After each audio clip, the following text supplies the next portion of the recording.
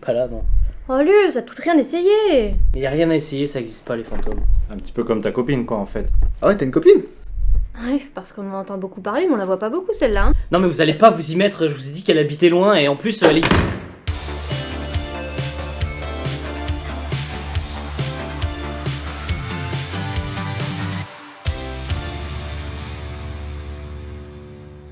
Je suis désolé, mais au Japon, il y a plein d'histoires de fantômes et tout le monde y croit. Ah ouais. Ouais, et puis c'est quand même étrange que presque chaque culture possède ces histoires de fantômes. Par exemple, au Japon, on a retrouvé un témoignage de l'apparition d'un esprit à la cour impériale dans un livre datant du 1er siècle. Mais c'est surtout pendant la période Edo, à partir du 17e siècle, que de nombreux ouvrages parlant de phénomènes étranges vont devenir très populaires dans l'archipel. Il existe cependant deux types d'apparitions assez différentes, les yurei et les yokai. Le mythe du yurei est très similaire à celui des fantômes que l'on retrouve dans les cultures occidentales. Ce sont souvent la manifestation physique de l'âme des défunts qui ont subi une mort violente et qui se retrouvent aérés parmi le monde des vivants. Par exemple, la forêt d'Aokigahara, située au pied du mont Fuji, est un endroit connu pour son nombre élevé de suicides et est donc réputé pour être hanté par de nombreux yurei. Les yokai, eux par contre, sont des créatures surnaturelles qui peuvent avoir beaucoup d'aspects différents. Par exemple, le kappa est une créature mi-homme mi-tortue que l'on retrouve principalement dans les fleuves du nord du Japon et qui adore faire des farces aux paysans. Il y a aussi les tengu, d'énormes oiseaux anthropomorphes avec un visage rouge et un long nez, qui sont très liés à la culture bouddhiste. Les yokai sont un thème très abordé dans la culture populaire japonaise. On peut en retrouver énormément dans beaucoup de films du studio Ghibli, comme par exemple Le Voyage de Chihiro ou encore Princesse Mononoke. D'ailleurs, entre parenthèses, Mononoke ça veut dire yokai. Parmi ces créatures, il y a aussi la catégorie des objets envoûtés qui prennent vie. T'es sûr que tu veux encore parler de ça longtemps? D'ailleurs, connaissez-vous la légende du Karakasa Opake? Imaginez un parapluie avec un seul et unique œil en plein milieu du visage. Genre un parapluie avec un visage. Bah non. Eh bien lui-ci, et ce qu'il adore par-dessus tout, c'est se rapprocher discrètement de sa victime, en sautillant sur son unique pied. Et une fois arrivé à portée de sa proie, une énorme langue tentaculaire s'échappe de sa bouche et lui fait une petite léchouille sur la joue. Mais attends, c'est nul ça fait pas peur. Bah meuf, imagine t'es là tranquille et tu sens un truc qui te lèche la joue et quand tu te retournes, tu te tombes nez à nez sur un parapluie sur pied avec un visage et un œil énorme qui te fixe. Bah moi franchement, ça me ferait flipper quoi. Bon, je pensais pas que ça pourrait faire peur un parapluie avec des yeux jusqu'à ce que tu commences à me dire qu'il vient pour te lécher la nuque. Non mais soyez sérieux 2 minutes. Ce que tout ça démontre surtout, c'est le besoin humain d'explication à ce qu'il comprend pas. Et on voit que la plupart des récits de fantômes datent d'époques révolues où nous n'avions pas autant de moyens de perception et d'explication du monde réel. Avec tous les capteurs, que ce soit un capteur de lumière, avec la vidéo, sonore, avec les micros et la multitude d'ondes en tout genre que nous sommes capables d'enregistrer bien au-delà des perceptions humaines, ça fait bien longtemps que nous serions capables de quantifier le phénomène fantôme, s'il y avait quoi que ce soit de tangible. Aujourd'hui, on scrute l'espace à la recherche du moindre signal de vie différente et la Terre n'est pas en reste d'observation avec des scientifiques qui respectent une méthodologie normalement rigoureuse, ne laissant pas de place aux doutes et aux croyances. Bien que des phénomènes soient encore inexpliqués, comme la manière dont un expérimentateur qui observe une particule interfère dans la mesure d'une expérience au niveau atomique, si on parle physique quantique par exemple. Faut continuer de chercher et de pas se satisfaire d'interprétations trop rapides ou intuitives qui risquent de vous faire vivre dans l'erreur jusqu'à la prochaine innovation scientifique. Pour en revenir sur les capteurs qui infirment l'existence des fantômes, le meilleur exemple est le grand collisionneur de hadrons du CERN. Brian Cox, qui travaille au CERN, explique que si les fantômes existaient, leur signature, témoin de leur existence, serait détectable avec un appareil de ce type, et rien de mystérieux dans ce sens n'a de place dans les observations faites. Une intelligente réflexion de sa part conclut le débat, en expliquant que dans notre réalité, si on ne peut toucher les fantômes et que l'on passe au travers, alors il serait fait d'énergie et non de matière. Comme vous le savez, selon la seconde loi de la thermodynamique, inviolable, l'énergie se dissipe sans matière pour la produire, donc il ne pourrait exister suffisamment longtemps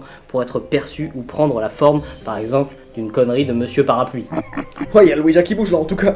Bah, je sais pas d'où ça vient, mais c'est pas moi du tout en tout cas. Bah c'est pas moi non plus hein. En fait, c'est moi.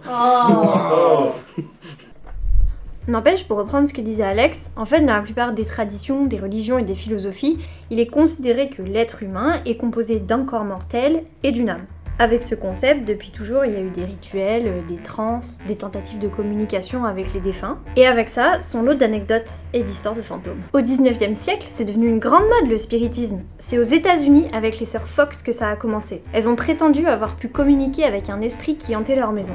Ils ont réussi à lui poser plein de questions, et le fantôme aurait notamment donné l'emplacement de son cadavre lors d'une séance. À l'époque, ils ont d'ailleurs trouvé des ossements humains à cet emplacement précis. Ces événements ont lancé un mouvement mais dingue, avec des conférences sur le spiritisme dans tout le pays. Le spiritisme prend une ampleur telle qu'en France on voit les adeptes du mouvement grandir très rapidement. Et parmi les spirites français, on peut citer nul autre que le couple impérial qui invite régulièrement des médiums pour des séances. Mais aussi Victor Hugo. Alors en exil, c'est Madame de Girardin qui va inviter Victor Hugo au début très sceptique, mais qui tombe rapidement dedans lorsque pendant une séance, il dit avoir eu l'occasion de parler avec sa fille Léopoldine qui s'était noyée quelques années auparavant. Il faut se rendre compte que c'est des séances avec plusieurs témoins, et à chaque fois, les entretiens sont retranscrits et on peut encore lire les comptes rendus aujourd'hui. Le clan Hugo déclarera ainsi avoir discuté avec Napoléon, Molière et même Jésus. Ouais, les artistes, c'est vraiment un gage de confiance. Je pense que l'alcool et la drogue, ça doit bien aider pour les apparitions. Non mais je suis désolée, mais il faut savoir qu'il y a eu des grands savants qui se sont penchés sur la question, comme Charles Richer, prix Nobel de médecine quand même. Et on a même un institut métapsychique international qui est une fondation qui étudie les phénomènes paranormaux. Pour finir sur le spiritisme, je suis obligée de parler de Allan Kardec, qui a écrit un livre qu'on trouve encore à la FNAC, le livre des esprits, qui décrit le mouvement qu'on a même associé à une religion à part entière. Vu l'époque, je pense qu'il faut pas oublier non plus qu'ils ont connu des avancées technologiques tellement hallucinantes que pouvoir communiquer avec des esprits, c'était pas si différent pour eux. Mais même après, en 1954, c'est le premier livre Wicca qui a été publié et c'est devenu aujourd'hui une nouvelle religion qui commence à bien se répandre. Ouais, j'ai vu, c'est une religion hyper connue sur Instagram. Ouais. Non mais de toute manière, je sais pas vraiment pourquoi vous prenez le chou comme ça. Parce qu'il y a des chances que dans quelques temps, le fait de vivre au milieu des esprits soit vraiment monnaie courante. Genre il y a certaines entreprises qui se sont déjà lancées à la course de la numérisation de nos souvenirs. Plusieurs ingénieurs spécialistes de la question chez Microsoft qui affirment qu'on pourrait stocker toutes les conversations qu'on a entendues dans notre vie sur un disque d'1 Tera. Le seul problème aujourd'hui, comment collecter la donnée. Mais je suis convaincu qu'on y parviendra. N'empêche, on aurait pu d'ailleurs savoir si Napoléon avait vraiment des hémorroïdes. Non mais bon, c'est vrai, on en est encore loin, mais imaginez un petit peu la tête qu'auraient tiré nos ancêtres il y a un peu plus de 1000 ans si on leur avait dit qu'on pouvait enregistrer des images en mouvement de notre famille, on aurait fini au bûcher, alors qu'aujourd'hui c'est tellement devenu banal qu'on a tous tout l'attirail nécessaire dans nos poches, enfin c'est carrément dingue. Bon. Pour la numérisation de nos souvenirs, je suis sûr que c'est la même chose. Notre esprit est une machine, mais il nous manque encore l'interface ou les clés pour pouvoir y accéder. Ceci dit, je suis sûr qu'on y viendra, et contrairement à ce qu'on pense en regardant des séries, ce sera plus nécessairement une mauvaise chose. En parlant de séries, histoire de bien nous mettre les miquettes, il y a plein de fictions qui sont basées là-dessus. D'ailleurs, tenez, les cookies dans Black Mirror, les guests dans Westworld, Johnny Depp dans Transcendance, ça part dans tous les sens.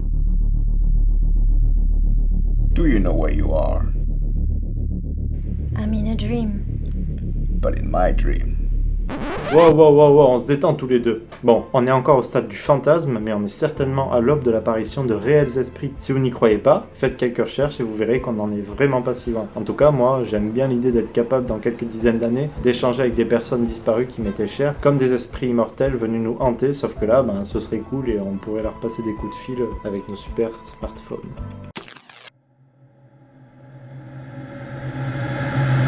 Oh mais c'est Pruni. Oh, enfin! Vous voyez, j'arrête pas de vous le dire, ça existe pas les fantômes.